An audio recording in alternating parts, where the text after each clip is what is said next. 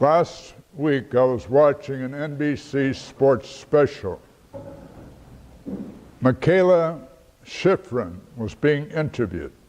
Michaela's 22 years old, the youngest person to receive the World Cup crown. Michaela received the 2017 World Cup crown for skiing. And when they handed her the trophy, she took a few deep breaths and her eyes began to tear up. It was a very touching moment. And that reminded me of another touching moment, which happened more than a few years ago at the Summer Olympics in Los Angeles. It happened one night on prime television after Jeff Blotnick of the United States defeated Tom Johansson of Sweden for the gold medal in wrestling. When the match ended, Blotnick didn't jump up and down. He didn't throw his arms in the air.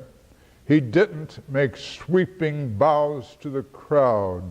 He simply dropped to his knees, crossed himself, bowed his head, and prayed. When the camera zoomed in on his face, millions of viewers saw the torrent of tears pouring down his cheeks. Blotnick had every right to cry, but it wasn't because he had taken the gold in an event the United States had never won before. There was a bigger reason. 2 years before, Jeff Blotnick discovered he had cancer. 18 months before the games, he had undergone surgery. And now, in the face of great odds, he had won the second biggest battle of his life. The next day, all the major newspapers carried Blotnick's story.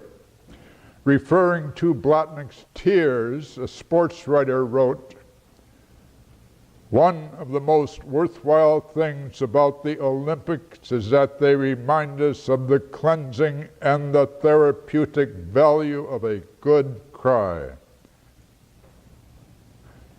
You watch the medalist, the gold medalist, mount that victory platform and turn to face their country's flag and listen to their nation's anthem.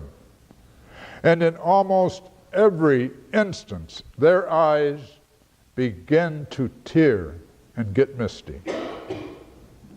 The strong, the swift, they all break down.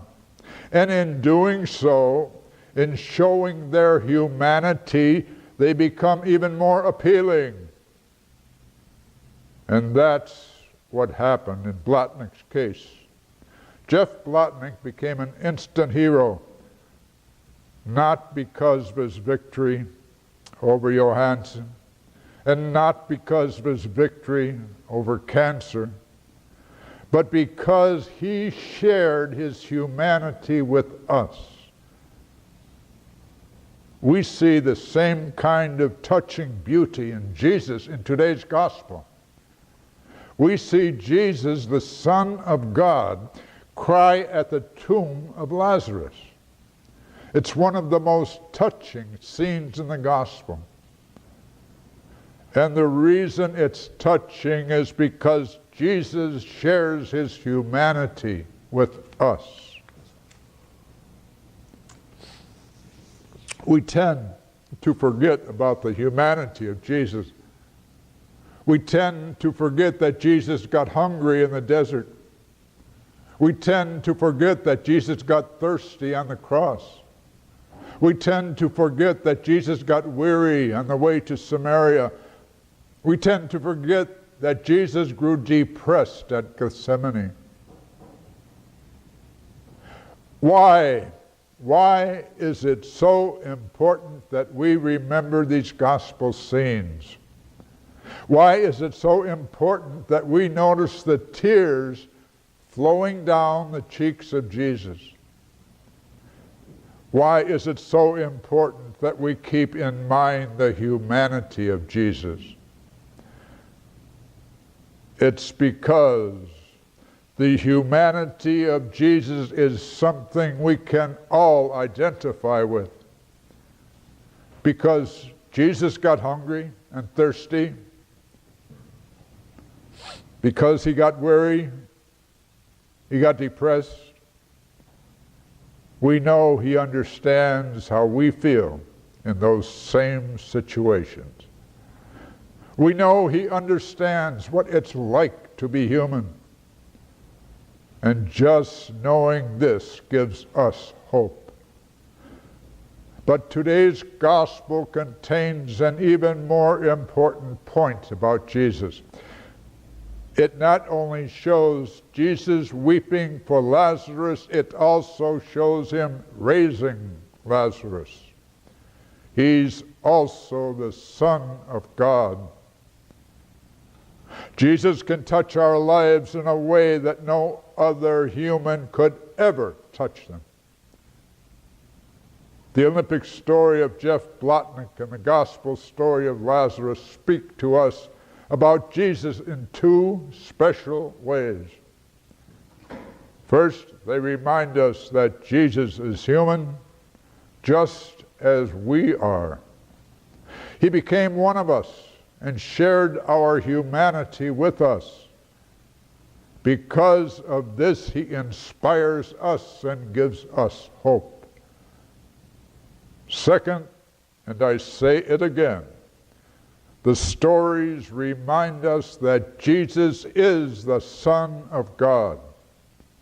He can help us beyond our wildest dreams. He can raise us to new life as he raised Lazarus. This is the good news in today's readings. It's the good news of the humanity of Jesus which inspires us. It's also the good news of the divinity of Jesus which empowers us. It's the good news of Jesus who raises us to life.